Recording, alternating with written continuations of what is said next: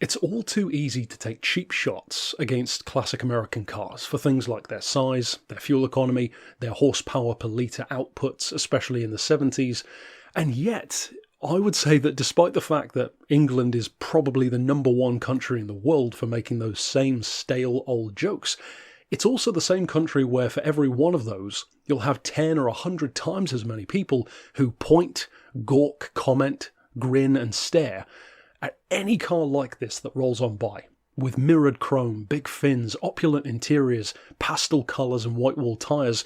Yes, we make jokes, but actually, deep down, we love them. And I think one of the reasons why Brits tend to make those jokes is because even though they don't necessarily realise it, they're kind of threatened by them. See, if you were to ask many, many people across the world, back in the day, not so much now, but certainly in the 80s, 70s and further back, what is the best car in the world? What's the finest motor car you can buy? They would almost all say the same thing, from England to America to Dubai. Rolls-Royce. Well, it's a natural, obvious response. And yet, the only place that you'll hear someone perhaps say a different brand, apart from maybe Russia, would be America, because they might say Cadillac. And I think that despite the fact that it doesn't get anywhere near as much respect, and they certainly aren't worth anywhere near as much, which in my opinion is a good thing because it makes them a bargain, Lincoln should and certainly can be on that same pedestal. Because in my opinion, not only in the case of this 1960 Lincoln Premiere Landau, but also in the case of my other car, because spoiler alert, this is of course my car, my latest vehicular purchase.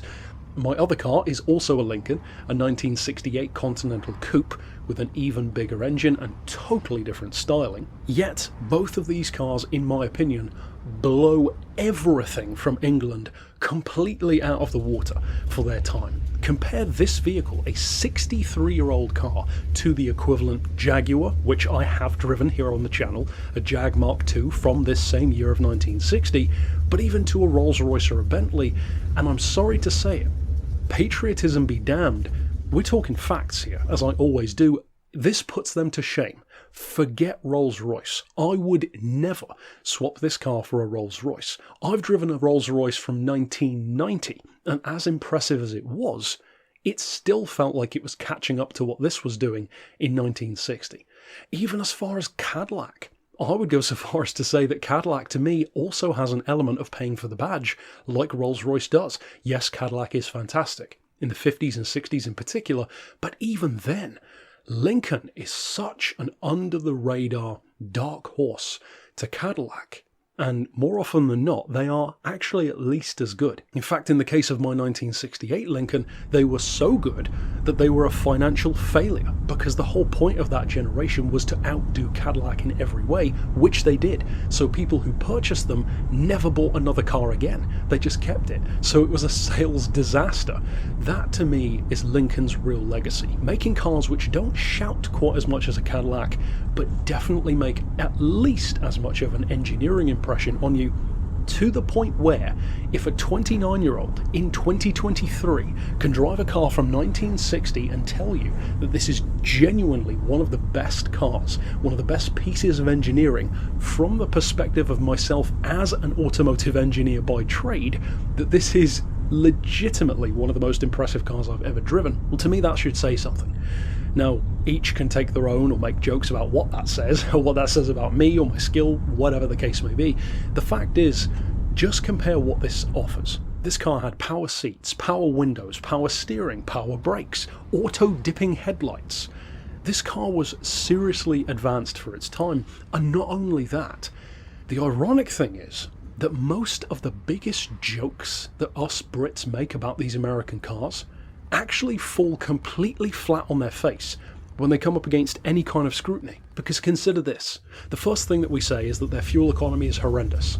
Well, that's up for debate. I get about 11 or 12 to the gallon out of this car personally, and the reality is that from a Rolls-Royce, a Bentley, even a Jag of the time, you're not going to be getting that much more.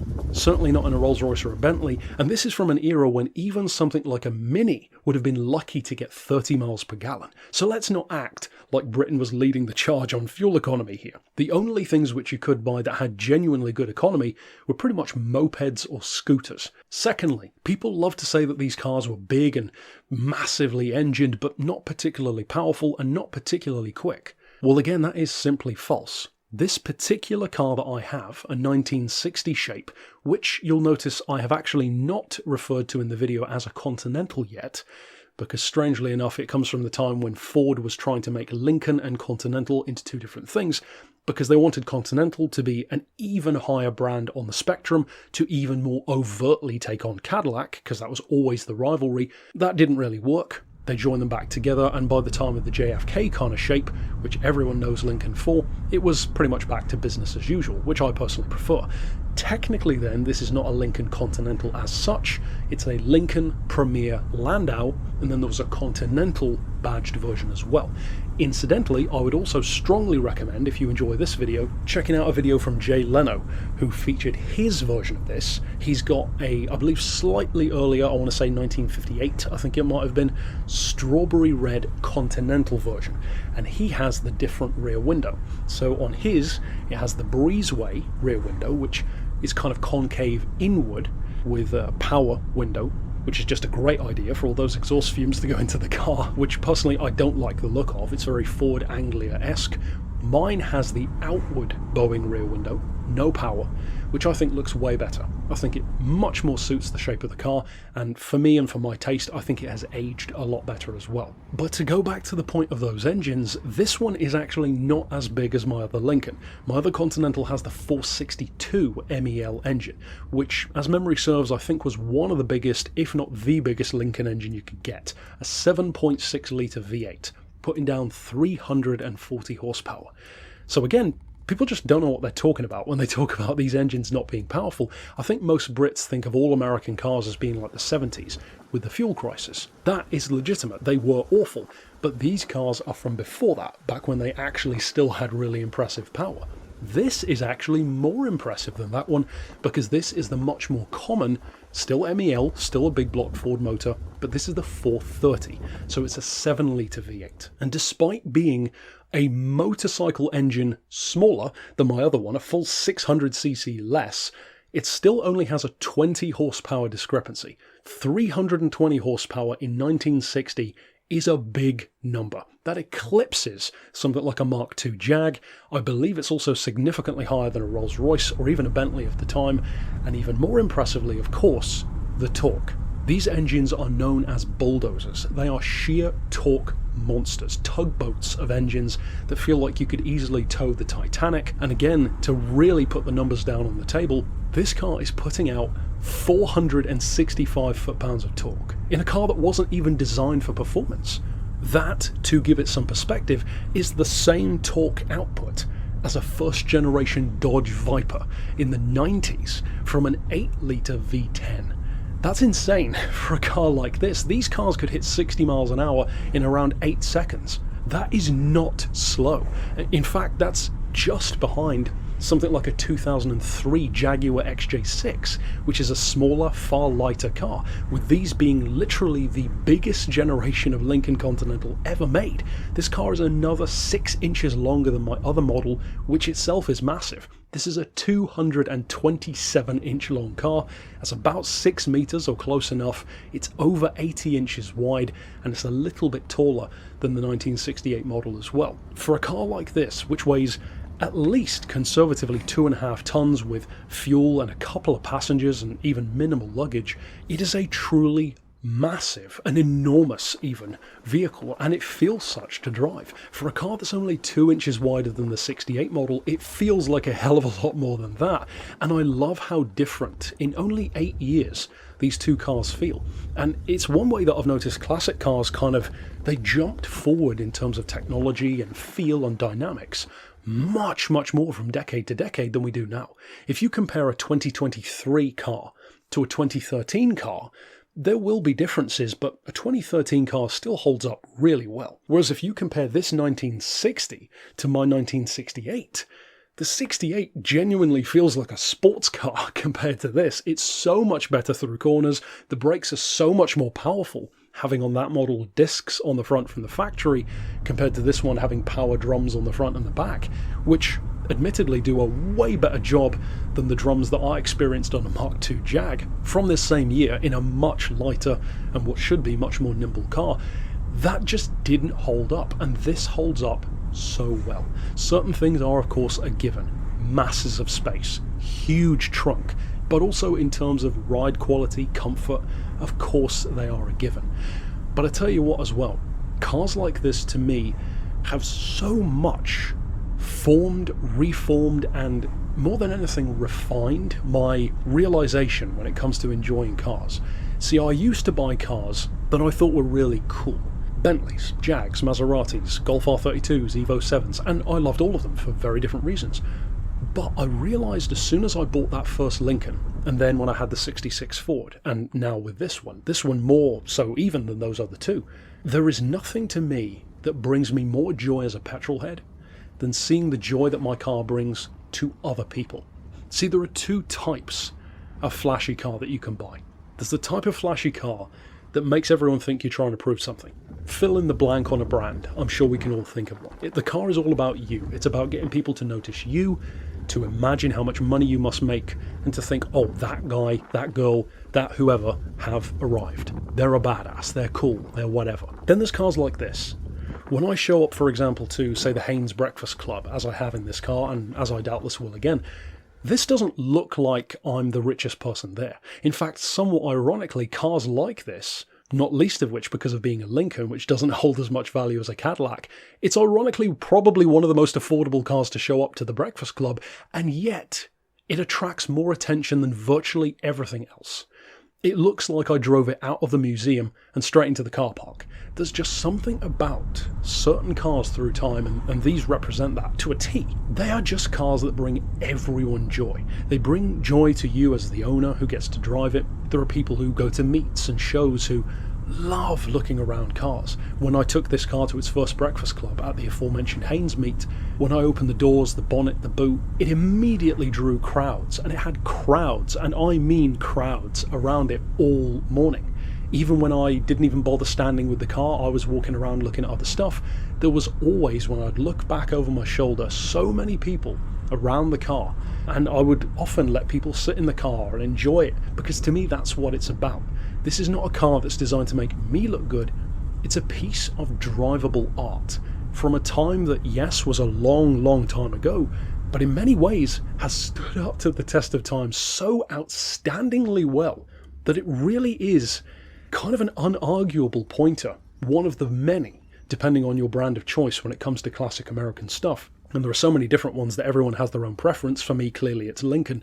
But any of these really go to show beyond, to be honest, any shadow of a doubt and any argument beyond just simple patriotism, that America really was legitimately making the best cars in the world in the 50s and 60s. Even compared to your Bentleys, your Rolls-Royces, your whatever else. They were so far ahead of everything else on the market that it's not even funny.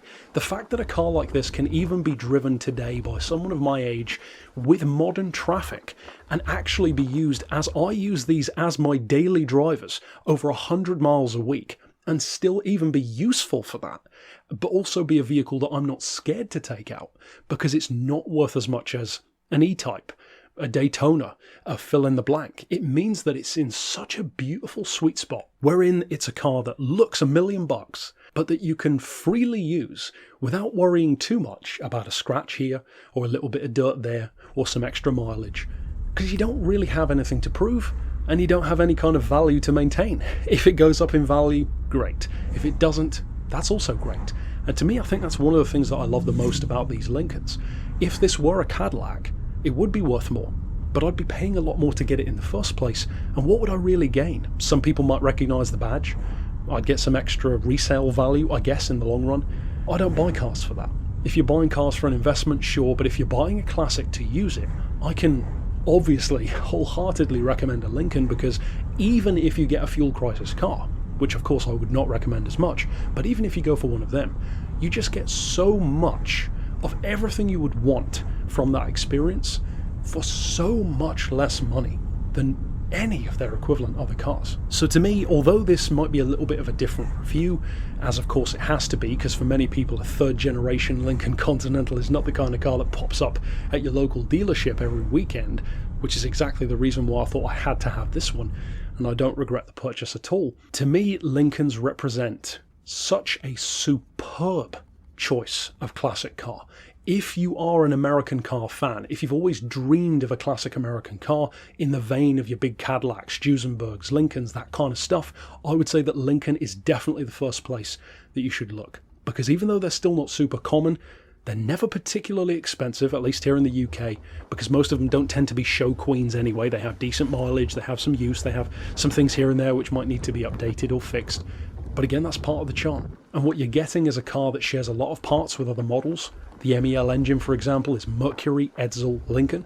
So even within Ford, it had multiple uses. That makes it so much easier to live with, though. Having that built-in infrastructure of a big brand with Ford behind it, thousands of units sold, it all adds to the experience of having a car which looks as incredible as this does inside and out, but also knowing that 9 times out of 10, you can probably find the parts you need. And that is something which, if you own, say, a Marcos or an old TVR or maybe an old Shelby, would probably be considerably more difficult. And it goes far beyond just those. Old Maseratis, an old Ferrari, an Aston, a Jag, those parts could sometimes cost a lot.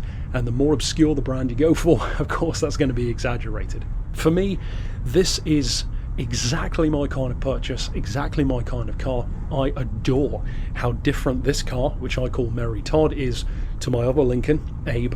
And to me, Lincoln is one of the most slept on brands in the world, because they are every bit as good as Cadillacs, and yet they are a fraction of the cost. No one gives them anywhere near the kind of respect that Cadillac gets.